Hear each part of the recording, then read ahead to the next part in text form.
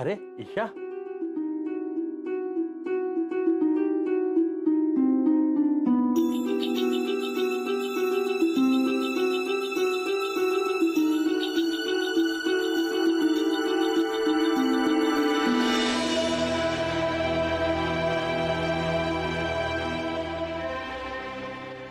Sir तुम्ही इथे?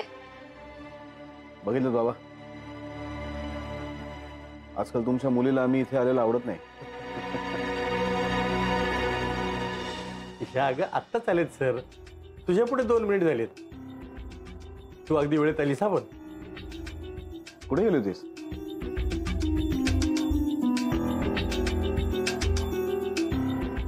ते जरा. अगं असं काय करतेस ईशा? सांग ना, तुझ्या मैत्रिणीला भेटायला गेली होती. कुठल्या मैत्रिणीला?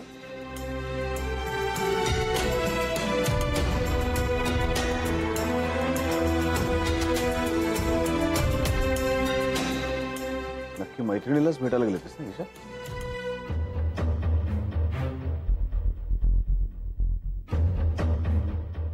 का अशा कोणाला भेटायला गेली होतीस की ज्याचं नाव तुला इथे सांगता येत नाहीये?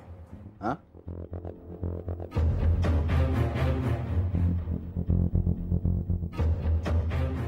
नाही नाही, असं काही नाहीये. स्वरूपा नाव आहे तिचं. आत्ताच लग्न ठरलंय तिचं, नाही का ग ईशा? अच्छा, आपल्या लग्नात आली होती का ती?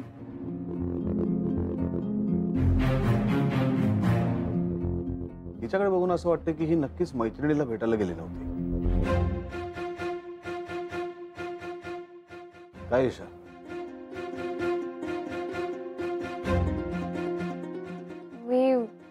मी देवळात गेले होते. हो का? अरे वा वा, देवळात पण जाऊन आलीस? छान. बाबा, ईशा देवळात जाऊन माझ्यासाठी आशीर्वाद मागते म्हणूनच माझ्या आयुष्यात खूप चांगल्या गोष्टी घडतात.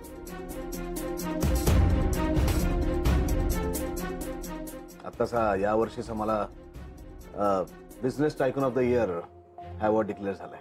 अरे वा वा वा वा, अभिनंदन. तुमची कमाल आहे सर. थँक्यू.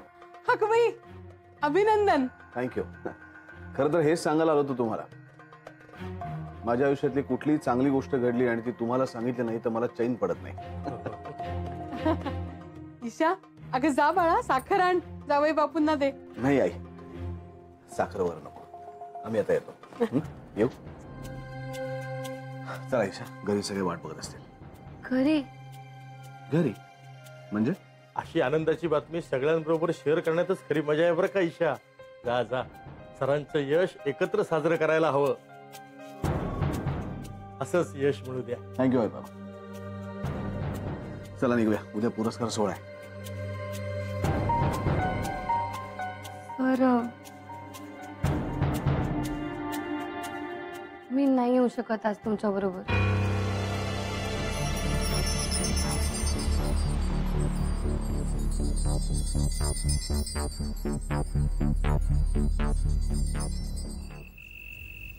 हो हो, थँक्यू थँक्यू.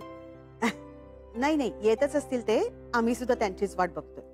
हो नक्की, थँक्स. काय ग? मला जरा बाहेर.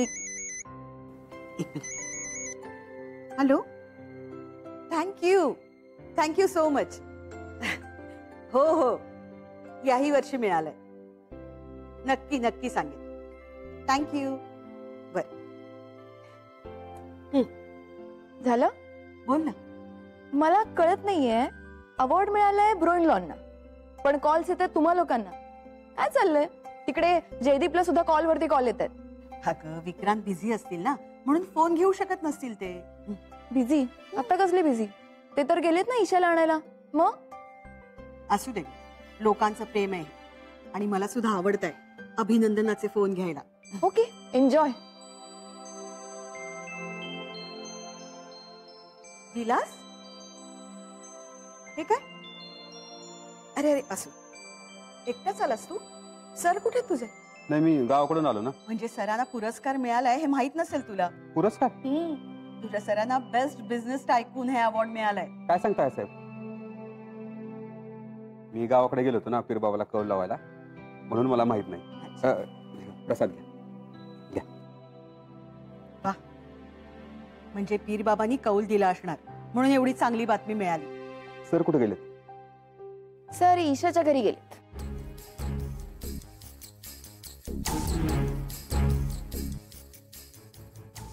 काय? नाही म्हणजे कशाला? अरे असं काय विचारतोस तू? बायकोला आणायला गेलेत, एवढी चांगली बातमी तिला सांगायला नको? कमाल करतोस तू.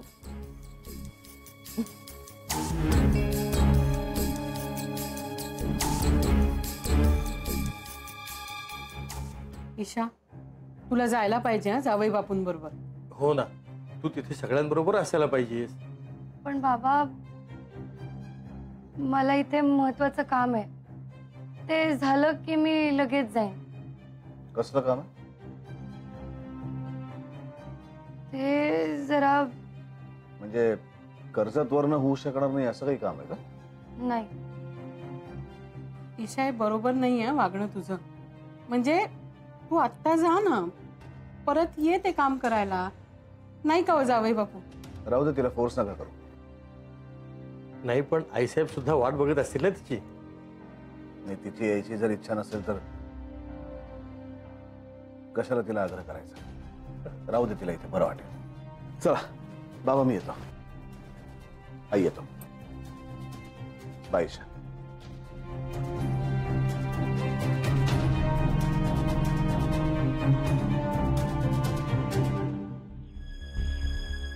ईशा, का वागलीस अशी? ते तुझ्यासाठी एवढं करतात ईशा, आणि तू असं वागतेस. अगदी तुला मुद्दाम न्यायला आले आणि तू त्यांना एकटंच घरी पाठवलंस. हे वागणं बरोबर नाही आहे ईशा. आपण जरा समजून घ्यायचं.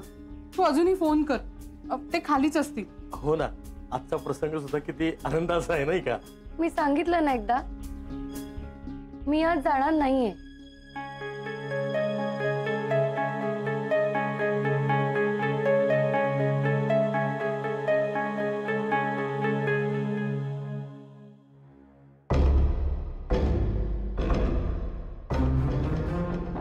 झेंडे,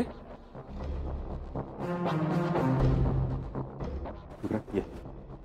बस बस बस. काय झालं? आपल्याला एक प्लॅन बनवायचा आहे. कसला प्लॅन? असा प्लॅन जो दुसरं काही बनवण्याच्या अगोदर आपल्याला पार पाडायचा आहे, अर्जंट बेसिसवर. हे बघ झेंडे, ईशाकडनं प्रॉपर्टीच्या पेपर्सवरती सह्या कशा घ्यायच्या ते मी बघीन. तोच विचार चालू आहे माझा. ते जरा तू बाजूला ठेव आता. बाजूला ठेव म्हणजे? आता तेच सगळ्यात जास्त महत्वाचं आहे. विक्रांत, ईशा या जगातून कुठल्या पद्धतीने नाशी झालेले तुला आवडेल सांग. काय काय बोलतोस तू झेंडे? मी बरोबर बोलतोय. ती नको आता तुझ्या आयुष्यात. कशाला पाहिजे? ती तुझी वाट लावणार आहे, आणि तुझ्या बरोबर माझी सुद्धा. तोंड सांभाळून बोल झेंडे. 11 वेळा पीरबाबाने कौल लावलाय. प्रत्येक वेळेस आपल्या विरुद्ध बाजूला गेलाय. आतापर्यंत असं कधी झालंय का? कळतं ना तुला? बघ, त्याने मला काही फरक पडत नाही. प्रत्येक वेळेस मोठा डिसिजन घेण्याच्या अगोदर आपण पीरबाबाला कौल लावलाय, आणि त्यामुळे आपल्याला एक दिशा मिळाली. तुझे सांगेल ते मी ऐकेन असं नाही झेंडे. मी करतो ना सगळं मॅनेज, आणि मी तेच करत राहीन. ईशा आपलं काही वाकड करू शकत नाही. पण का? कशाला पाहिजे तुझ्या आयुष्यात? बाद झाला आता. पूर्वी होतं ते सगळं बरं होतं, आपण तसंच करू आता. परत जर काही बोललास तर मी ऐकून घेणार नाही. काय प्रेमात पडलास का तिच्या? काही येडाबिडा झालाच काय? हा, हे बघ, इतका का पुलका येतोय तिचा? ती तुझी वाट लावणार आहे तरी सुद्धा. ईशाला काहीही होता कमा नाही झेंडे. क्रांत, ईशाला जर वाचवशील ना तर तू समजशील.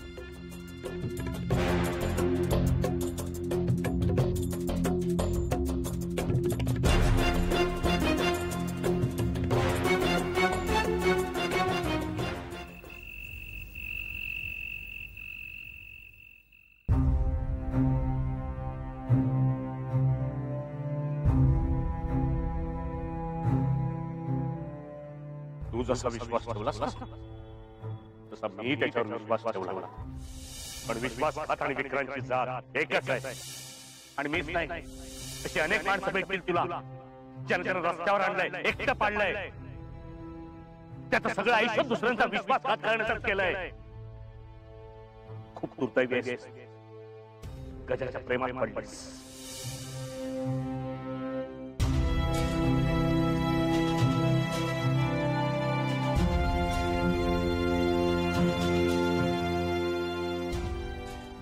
जालिंदर म्हणाला की मला पुरावे मिळतील म्हणून. काय काय लपवलंय सरांनी माझ्यापासून? आता मला अलर्ट राहायला हवं, सगळ्या गोष्टींकडे नीट लक्ष द्यायला हवं. त्यातूनच काहीतरी हाती लागेल माझ्या.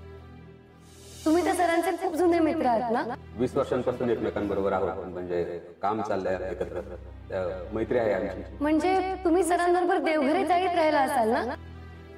काय म्हणा? सराव देवघरे चाळ तुम्हाला नक्कीच माहिती असेल की देवघरे चाळ नक्की कुठे आहे. मला बघून आलंच पाहिजे. ते तरी खरं होतं का हे पाहिलं पाहिजे. आणि आणखी काय काय सांगितलं होतं सरांनी? त्या चाळीच्या बाजूला एक लोखंडी कपाट बनवण्याचा कारखाना होता, छोटासा होता. त्या कारखान्यात नोकरी करायची. तर तेव्हा म्हणाले होते की तिथे लोखंडी कपाट बनवायचा कारखाना होता, तोही बघून आलं पाहिजे. आणि मला वाटतं ते म्हणाले होते की पेपरची लाईन टाकली होती त्यांनी. पेपरच्या लाईनीमध्ये आपण सकाळी टाकतो पेपर सगळ्यांकडे. मग हळूहळू पेपर टाकत टाकत मी त्याची डीलरशिप मिळवली. मित्राचं नाव काय बरं सांगितलं होतं?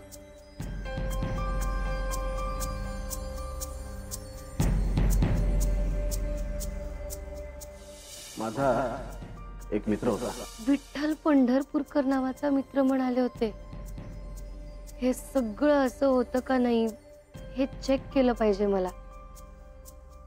त्याशिवाय नक्की काय खरं आणि काय खोटं कळणारच नाही.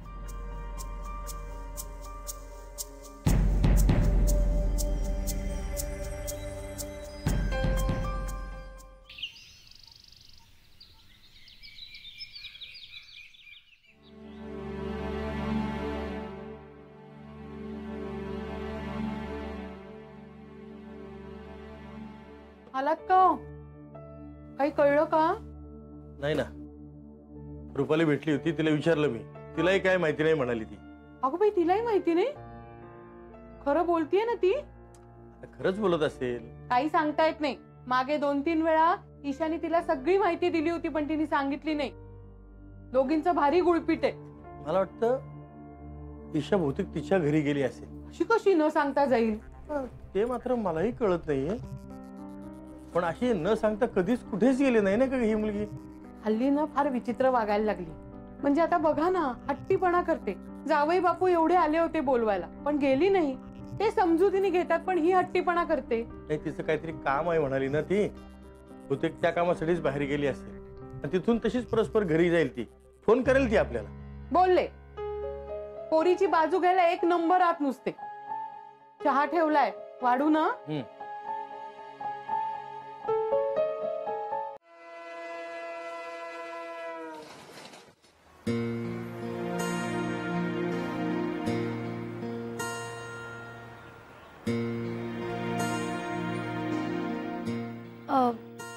देवघरे चाळ कुठे माहितीये?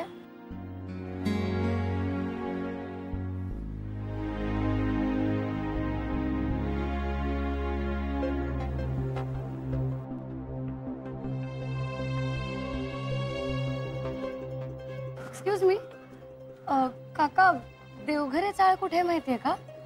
कुठली? देवघरे चाळ. काय पत्ता सांगितलाय? महालक्ष्मी स्टेशन वरून पुढे इतकाच सांगितलाय. मी तर कधीच अशा चाळीचं नाव ऐकलं नाही. 40 वर्ष राहतो इथे. पण इथे कुठेच नाहीये का देवघरे चाळ आजूबाजूला? अहो, अशी चाळ ऐकिवातच नाही माझ्या.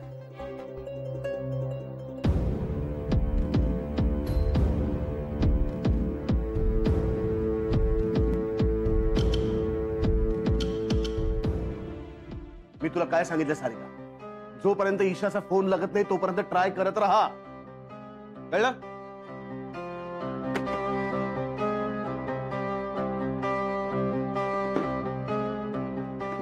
अवॉर्डचं इन्व्हिटेशन आलेलं आहे आपल्याला. अवॉर्ड संध्याकाळी 6चा आहे. ब्लू. काय झालं? लागला का ईशाचा फोन? ठीक आहे, तो तू करू नकोस, मी करतो ट्राय. हा सर 6 वाजताचा अवॉर्ड आहे सी ब्लू 5 स्टार हॉटेलमध्ये आणि डायमंड बँकवेट्समध्ये आहे सर. आणि CM सुद्धा येणार आहेत as special guest.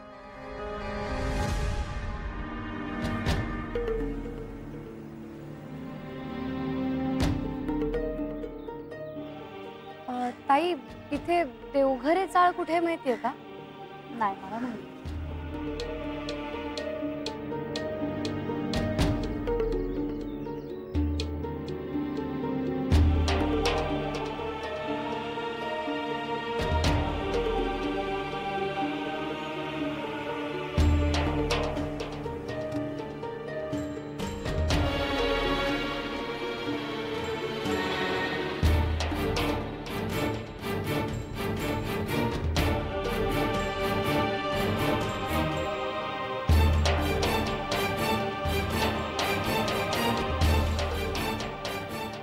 Excuse me काका, इथे कुठे लोखंडी कपाट बनवायचा कारखाना आहे का?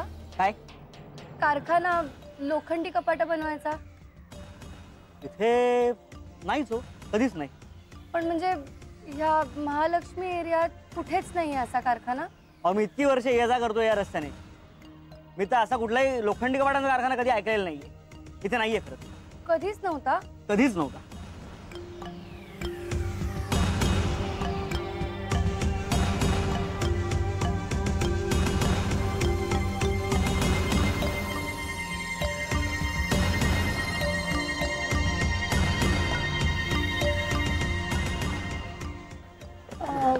काका, इथे लोखंडी कपाट बनवायचा कारखाना आहे का? नाही, कधीच नव्हता. कधीच नव्हता.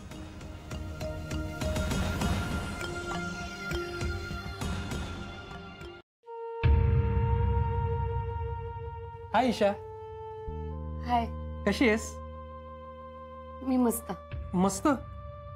अगं तुझ्या चेहऱ्याकडे बघून कोणी म्हणणार नाही की तू मस्त आहेस म्हणून. हो का? कसं आहे ना ईशा, खोटं बोलणं आहे ना हे एक स्किल आहे. म्हणजे एवढं सोपं नसतं ते. खरंय, मी नाहीये मस्त, बरी आहे मी. आता कसं, मला माहिती होतं. मी तुला खोटं बोलायला शिकू का?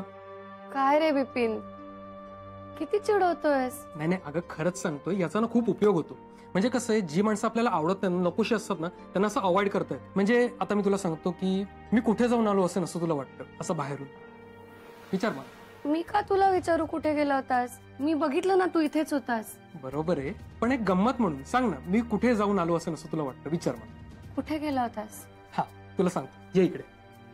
ये ना सांगतो तुला. हे बघ कसं आहे, आता जर मला तुला खरं सांगायचं नाहीये की मी कुठे गेलो होतो, तर मग मी सांगेन की मी साडीच्या दुकानात गेलो होतो. साडीच्या दुकानात? हा. आता मला विचार, कुठल्या साडीच्या दुकानात गेलो होतो? कुठल्या साडीच्या दुकानात गेला होतास? हा. तर मग मी सांगेन तुलसी साडी सेंटर. बर. तुला पटलं नाही? हो.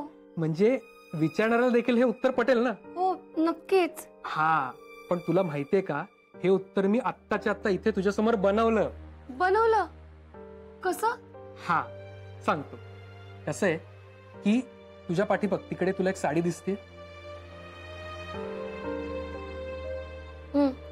आणि तिकडे तुळस सुद्धा आहे. म्हणून मी ते दोन तुझ्या समोर बोलताना असं सांगितलं, साडी सेंटर मध्ये गेलो होतो.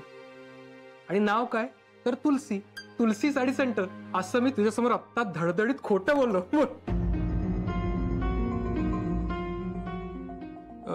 ईशा सॉरी हा, म्हणजे तुला वाईट वाटलं असेल तर, पण मी अशी भंकस गंमत करत असतो. म्हणजे खरं नाही मी करत असत, खऱ्या आयुष्यात एवढं नाही बोलत. सॉरी हा. म्हणजे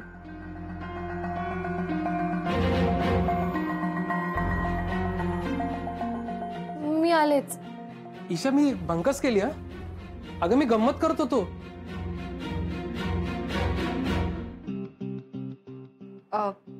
सर मी स्टोरूम मध्ये तुमचे कपडे सुद्धा काढून ठेवलेत, तुम्ही प्लीज जाऊन फायनल करता का? सर ड्रायव्हरला 5चा पिकअप टाइम दिलाय, तुम्हाला चालणार आहे ना? सर इनफॅक्ट ते ऑर्गनायझर्स होते, ते सुद्धा म्हणत होते की आम्ही सुद्धा येतो विक्रांत सरांना पिकअप करायला. तुम्ही एकटे जाणार आहात का मी ऑर्गनायझर्सला इन्फॉर्म करू याला? Because they were asking me. I think तुम्ही एकटे गेलात तर बरं होईल, कारण ते ऑर्गनायझर्स तर ते काय ऑर्गनायझर मायरा, कळलं मला फंक्शनला जायचं पण आणि सारखं सर सर करू नकोस. मला जमलं तर जाईल, तर नाही जाणार.